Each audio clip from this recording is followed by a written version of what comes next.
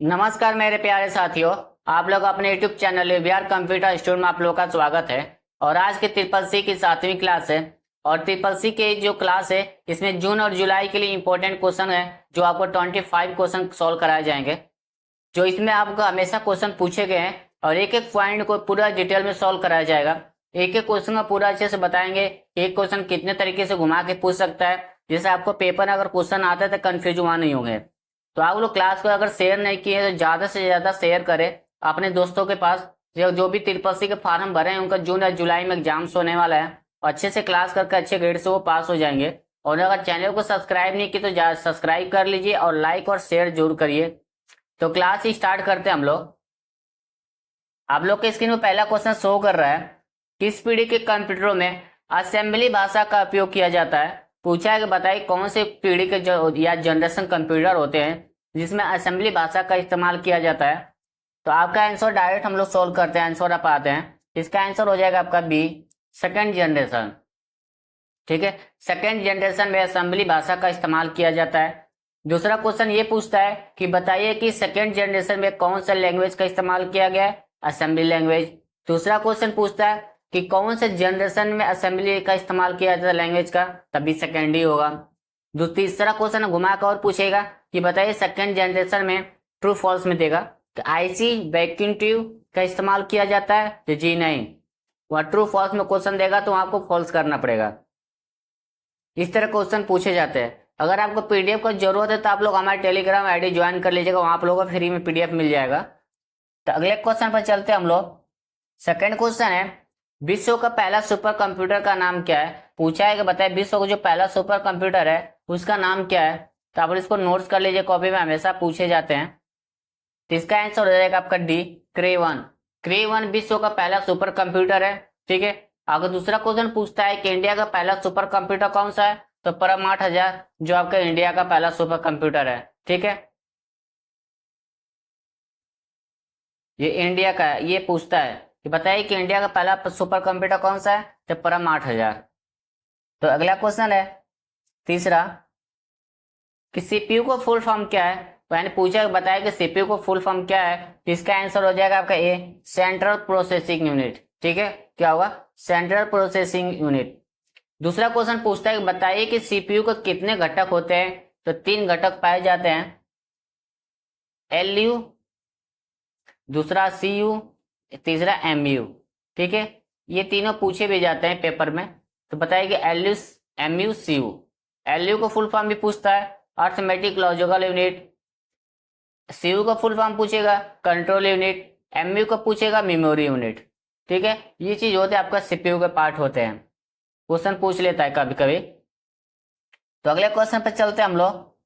चौथा क्वेश्चन है, कंप्यूटर में डाटा इनपुट करने के लिए किस डिवाइस का उपयोग किया जाता है। पूछा कि बताए कंप्यूटर में जो डाटा इनपुट करते हैं हमें कौन सा डिवाइस का इस्तेमाल किया जाता है। इसका आंसर हो जाएगा आपका बी, कीबोर्ड और माउस का इस्तेमाल किया जाता है। दूसरा पूछता है कि कीबोर्ड माउस कौन सा डिवाइस है, तो ये आपका इनपुट डिवाइस है। ठीक है, याद रखिएगा क्या है आपके, ये इनपुट डिवाइस है। दूसरा क्वेश्चन ये पूछता है कंप्यूटर का मोस्ट इंपोर्टेंट डिवाइस कौन सा है जिसके माध्यम से यूजर इनपुट देता है। तो आपका कीबोर्ड होगा। कीबोर्ड से क्वेश्चन बहुत पूछे जाते हैं। ठीक है, दूसरा पूछेगा कीबोर्ड में कितने की होती है।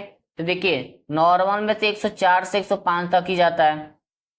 अब मल्टी जो मल्टी कीबोर्ड होते हैं उसमें आपको 108 की तक चली जाती है। ठीक है, अगला क्वेश्चन है पांचवा, भारत की पहली वेबसाइट का नाम क्या है। पूछा है कि जो भारत की पहली वेबसाइट है उसका नाम क्या है। तो आप लोग इसको इंपॉर्टेंट करिएगा क्योंकि ये क्वेश्चन कई बार रिपीट हुआ है पेपर में।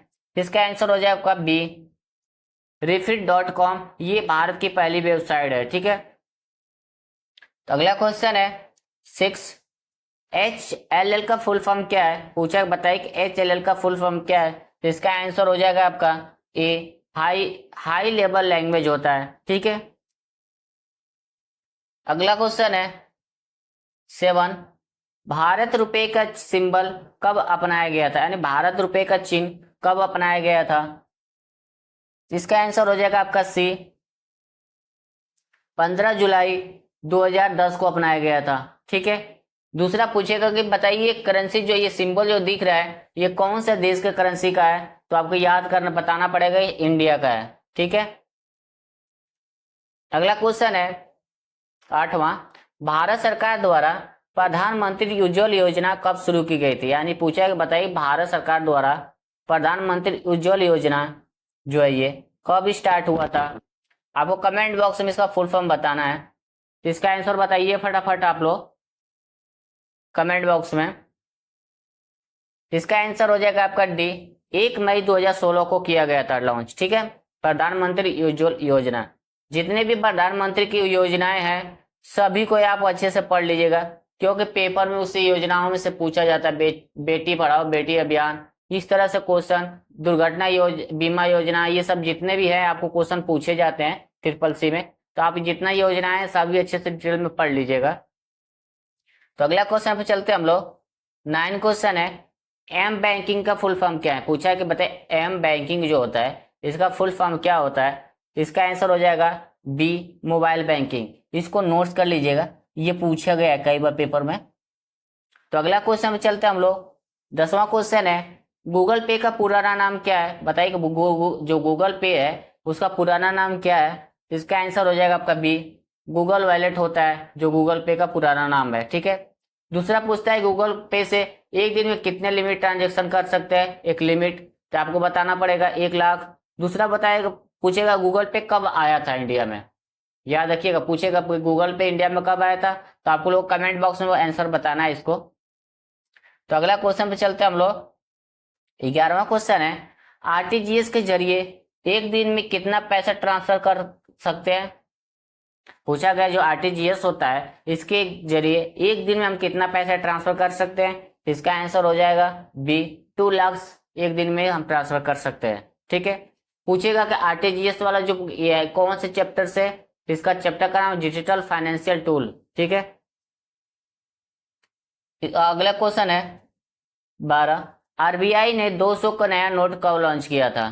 पूछा बताइए भारत ने आरबीआई जो है हमारा जो 200 को नया नोट्स आया है वो कब लॉन्च किया था। इसका आंसर हो जाएगा आपका सी, 25 अगस्त 2017 को लॉन्च किया गया था। ठीक है, आप लोग कमेंट बॉक्स में आरबीआई का फुल फॉर्म बताइएगा, क्योंकि बहुत बार पूछता है। ठीक है, तो अगला क्वेश्चन है 13, डगडग गो क्या है। पूछा है कि बताइए डगडग गो क्या है। इसका आंसर हो जाएगा आपका सी, सर्च इंजन। डगडग गो एक सर्च इंजन है जिसका माध्यम से हम किसी भी जानकारी ले सकते हैं, जिस पर जाकर किसी भी बंदे के या किसी भी चीज का आपको जानकारी लेना था डगडग गो पर जाइए, उस पर सर्च कीजिए, आपको सब कुछ खोल कर निकल जाएगा, जिसको बोलते हैं सर्च इंजन। ठीक है, आपका गूगल है जो आप चला रहे हो वो भी एक सर्च इंजन है, क्योंकि आप लोगों को जो जरूरत पड़ता है आप गूगल पर डालते हैं, आपको खोज कर सर्वर के माध्यम से दे देता है। तो सब गूगल जो आपको पूछ लिया, डगडग को पूछ लिया, ये सब आपका सर्च इंजन कैटेगरी में जाते हैं। ठीक है, तो अगला क्वेश्चन है 14, विंडो 8.1 कब लॉन्च किया गया है। पूछा है कि विंडो 8.1 कब लॉन्च किया गया है। इसका आंसर हो जाएगा आपका सी, 18 अक्टूबर 2013 को लॉन्च किया गया है। ठीक है, अब अगला क्वेश्चन आप लोगों को बताना है कि विंडोज 8 है उसको कब लॉन्च किया गया था, और विंडोज 7, ये दो बताइएगा, क्योंकि क्वेश्चन इस तरह का पूछे जाते हैं। तो अगला क्वेश्चन है 15, सीपीयू का कौन सा भाग इनपुट और आउटपुट डिवाइस के लिए कंट्रोल करता है। बताइए कौन सा सीपीयू का वो भाग है जो इनपुट और आउटपुट डिवाइस को नियंत्रण करता है या नियंत्रित करता है या कंट्रोल करता है। जिसका आंसर हो जाएगा सी, कंट्रोल यूनिट। पूरे सिस्टम को क्या करता है, कंट्रोल करता है, इनपुट और आउटपुट के लिए। ठीक है, कंट्रोल यूनिट को शॉर्ट में क्या बोलते हैं, सीयू बोला जाता है, इस चीज को याद रखिएगा। हार्डवेयर क्या होता है, जिसको हम अपने हाथों से छू सकते हैं, उसको चाबी लगाकर खोल सकते हैं, यानी पूरा उसको पार्ट को खोला जा सकता है, उसे हम हार्डवेयर कहते हैं। सॉफ्टवेयर क्या होता है, सॉफ्टवेयर जिसको हम छू सकते हैं, ओनली अंदर है, उसको फील कर सकते हैं। ठीक है, सीपीयू को फुल फॉर्म आपको बताइए, सेंट्रल प्रोसेसिंग यूनिट होता है इसका फुल फॉर्म। अगला क्वेश्चन है 16, डेटा के लिए अस्थायी भंडारण प्रदान करने के लिए कौन सा घटक जिम्मेदार है जिसे सीपीयू को जल्दी से एक्सेस करने की आवश्यकता पड़ता है। पूछा बताए इसमें जिसमें सीपीयू को जल्दी एक्सेस करने की जरूरत पड़ती है वो कौन सी होती है। इसका आंसर हो जाएगा सी, रैम। रैम का फुल फॉर्म है रैंडम एक्सेस मेमोरी। आपका रोम का फुल फॉर्म है रोम का रीड ओनली मेमोरी। आपका एचडीडी का फुल फॉर्म है हार्ड डिस्क ड्राइव। एसएसडी का सॉलिड स्टेट ड्राइव। ये आप लोगों का इंपॉर्टेंट फुल फॉर्म है, आप लोग नोट कर लीजिएगा, क्योंकि ये फुल फॉर्म ट्रिपल सी के मेमोरी का क्वेश्चन है। ये फुल फॉर्म मेमोरी से पूछे जाते हैं 60-8 क्वेश्चन। ठीक है, तो अच्छे से थोड़ा फुल फॉर्म याद करके जाइएगा। ईपी रोम, डबल ईपी रोम, एस रोम, डी रोम, रैम रोम, जितना होता है, कितने टाइप्स के रैम रोम होते हैं, ये आपको ये अच्छे से याद कर लीजिएगा। मेमोरी कितने टाइप्स की होती है, 2 टाइप्स की। ये भी पूछता है कि मेमोरी 2 टाइप्स की कौन कौन सी होती है। एक होता है रैम मेमोरी, यानी सॉरी प्राइमरी मेमोरी, जिसको मुख्य मेमोरी बोलते हैं। ठीक है, उसी तरह सेकेंडरी मेमोरी भी होता है, जिसमें एक्सुलरी मेमोरी यानी सहायक मेमोरी कहा जाता है।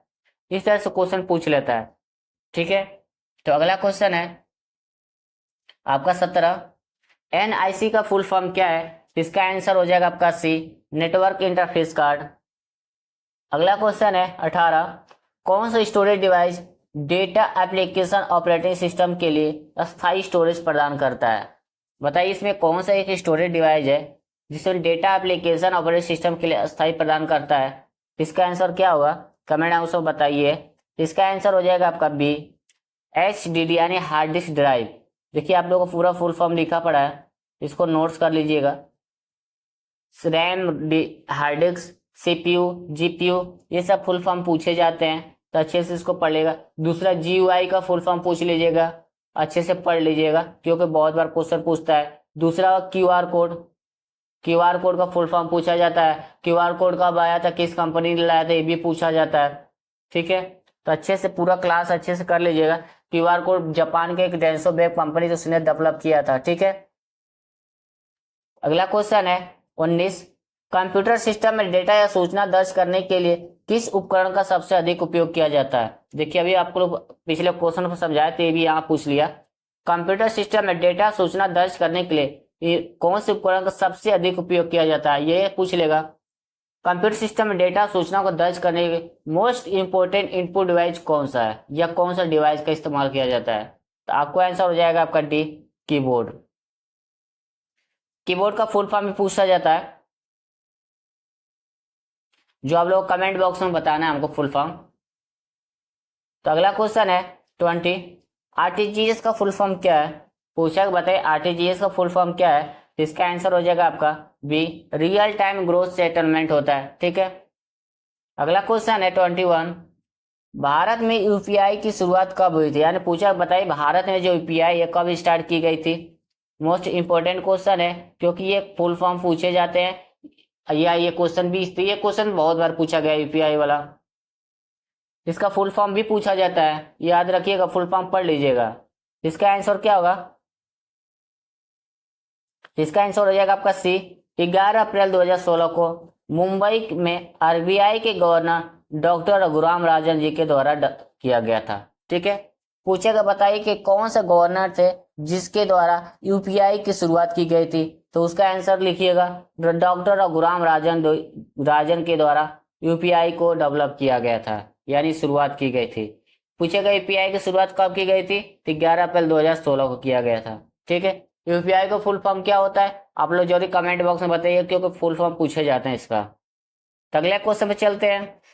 22 है, इंटरनेट पर चीजें खरीदने और बेचने को क्या नाम दिया जाता है? इंटरनेट के जरिए कोई भी चीज खरीदते और बेच रहे हैं, उसको क्या नाम दिया जाता है, या क्या नाम दिया गया है? इसका आंसर हो जाएगा आपका सी, ई कॉमर्स। ई कॉमर्स का फुल फॉर्म होता है इलेक्ट्रॉनिक कॉमर्स। पूछा जाता है कि बताए ई कॉमर्स का फुल फॉर्म क्या है? तो इलेक्ट्रॉनिक कॉमर्स होता है। ठीक है, अगला क्वेश्चन है 23, जब हम किसी को मेल के साथ फाइल भेजते हैं तो उसे हम क्या कहते हैं? यानी किसी को मेल कर रहे हैं और उसी के साथ फाइल भी भेजना है, तो उसको क्या बोला जाता है? तो इसका आंसर हो जाएगा आपका सी, ईमेल अटैचमेंट। यानी कि आपको अटैचमेंट करना पड़ेगा फाइल को उसमें, तभी उसके भेज सकते हैं किसी को। ठीक है, पूछेगा फाइल जो ईमेल होता है, जीमेल को कितने नंबर होते, कितने टाइप्स के होते हैं, और जीमेल को किससे अलग किया जाता है? तो जीमेल को @ से अलग किया जाता है। ठीक है, और जीमेल 2 टाइप्स के होते हैं, एक होता है डोमेन नेम, एक होता है यूजर नेम। ठीक है, पूछ लेगा कि ईमेल का फुल फॉर्म, जीमेल का फुल फॉर्म क्या होता है? तो आपको ईमेल और जीमेल का फुल फॉर्म बताना पड़ेगा, इलेक्ट्रॉनिक मेल और गूगल मेल, इस तरह से फुल फॉर्म पूछ लेगा, तो बताइएगा। ई से इलेक्ट्रॉनिक मेल होता है, जी से गूगल मेल होता है। ठीक है, अगला क्वेश्चन है 24। कौन सी सेवा एक उपयोगकर्ताओं को इंटरनेट पर कहीं दूसरे कंप्यूटर का में लॉगिन करने का अनुमति देता है? यानी पूछा कि बताइए कौन सा एक उपयोगकर्ताओं को इंटरनेट पर किसी कहीं या किसी दूसरे कंप्यूटर से लॉगिन करने का अनुमति देता है। इसका आंसर हो जाएगा आपका सी, टेलनेट। ठीक है, इसका 2 पॉइंट है। जो टेलनेट एक टर्मिनल नेटवर्क है, पूछ लेगा बताइए क्या है, तो टर्मिनल नेटवर्क के फुल फॉर्म भी पूछे जाते हैं। टेलनेट एक नेटवर्क प्रोटोकॉल है, याद रखिए क्या नेटवर्क प्रोटोकॉल है, जिसका उपयोग इंटरनेट या लोकल एरिया नेटवर्क में रिमोट कंप्यूटर को कंट्रोल करने के लिए किया जाता है। ठीक है, अगला पॉइंट है टेलनेट एक क्लाइंट सर्वर प्रोटोकॉल है। भैया याद कर लीजिए क्या है, क्लाइंट सर्वर प्रोटोकॉल है। पूछ लेगा कि बताइए कि टेलनेट कैसा सर्वर है, तो क्लाइंट सर्वर प्रोटोकॉल है, जिसकी हेल्प से नेटवर्क में एक कंप्यूटर से दूसरे कंप्यूटर में रिमोटली एक्सेस किया कर सकते हैं। ठीक है, क्वेश्चन पूछेगा कि बताइए टेलनेट कैसा सर्वर है, तो क्लाइंट सर्वर है। टेलनेट का फुल फॉर्म टर्मिनल नेटवर्क होता है। टेलनेट क्या एक नेटवर्क प्रोटोकॉल है, ठीक है, जो एक कंप्यूटर से दूसरे कंप्यूटर में कनेक्ट करने के लिए किया जाता है। तो अगला क्वेश्चन है 25। कंप्यूटर को बंद करने पर कौन सी मेमोरी अपना डाटा खो देती है? तो इसका आंसर हो जाएगा आपका सी, रैम। क्वेश्चन पूछता है कि बताइए कौन सी मेमोरी होती है जिसे कंप्यूटर ऑफ करने के बाद ऑटोमेटिक डाटा डिलीट हो जाता है। ऐसे क्वेश्चन पूछा है, ये बताइए कौन सी मेमोरी होती है जिसे पावर जाने के बाद उसमें से जो डाटा होता है ऑटोमेटिक डिलीट हो जाती है। तो आपका आंसर हो जाएगा रैम मेमोरी होती है। ठीक है, जिसमें से ऑटोमेटिक डाटा डिलीट हो जाता है। आपके सामने इतने फुल फॉर्म लिखे हैं, ये मेमोरी का ही पूरा क्वेश्चन है, इसको नोट कर लीजिएगा क्योंकि फुल फॉर्म पूछे जाते हैं। ये था आपका लास्ट 25 क्वेश्चन का 25 क्वेश्चन, जो आपको टॉप 25 क्वेश्चन सॉल्व कराए हैं। इसमें से पूरा स्टेप बाय स्टेप एक एक क्वेश्चन समझाया गया है किस तरह से क्वेश्चन पूछ लेगा। तो आप लोग नेक्स्ट क्लास में हम लोग जल्दी मिलते हैं। तो अगर क्लास को शेयर नहीं करें, ज़्यादा से शेयर करें, सब्सक्राइब और लाइक करें, और मिलते हैं हम लोग नेक्स्ट क्लास में।